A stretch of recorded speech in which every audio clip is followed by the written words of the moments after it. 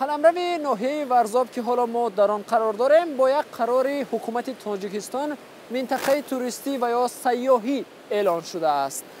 این است که در طی دهه اخیر در قلمرو این ناحیه خاصتا قدقد دریای ورزاب دهها انشاءات سیاحی، مهمانخانه و بوستانسراهای بسیار باحشمت بنیاد کرده شده است. بنابراین با نظر داشتی توریستی اعلان شدن این موضع، کمیته اندازی تاجیکستان از بنا و انشاءات های این ناحیه اندازی 2 کرته میستاند.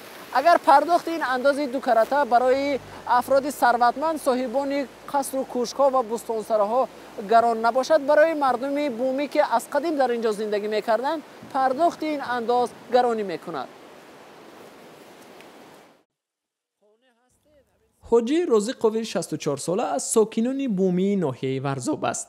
گذشتگان او نیز در این دره زندگی کردند و قصر و کوشک‌ها و استراحتگاه‌های باحشمت همگی در پیشین نظر او بنیاد شدند.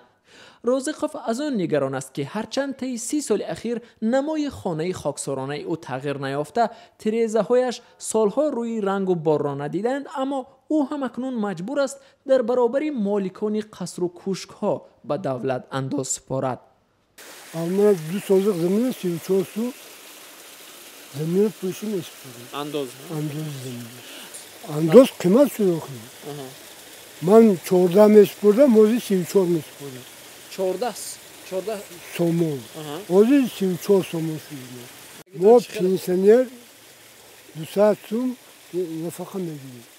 200 somoni. 200 somoni.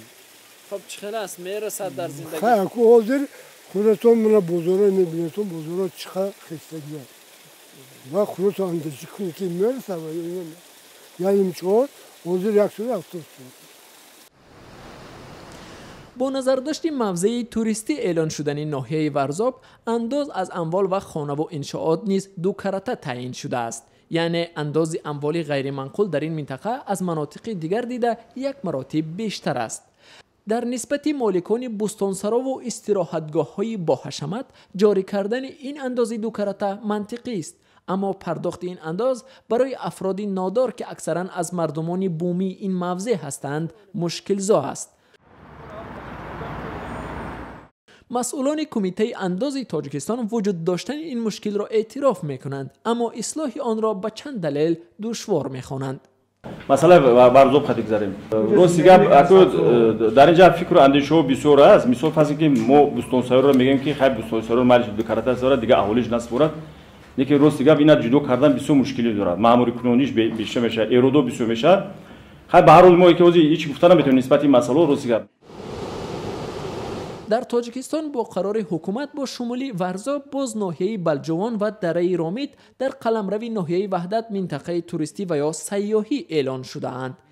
هرچند توریستی اعلان شدن این موضع ها به کام 10 مالکان بوستانسرا و مهمانخانه هاست، اما برای بابای حاجی پرداخت اندازه کلبش که همکنون در شفت قصر و کوشک ها قرار گرفته است میان شکن است.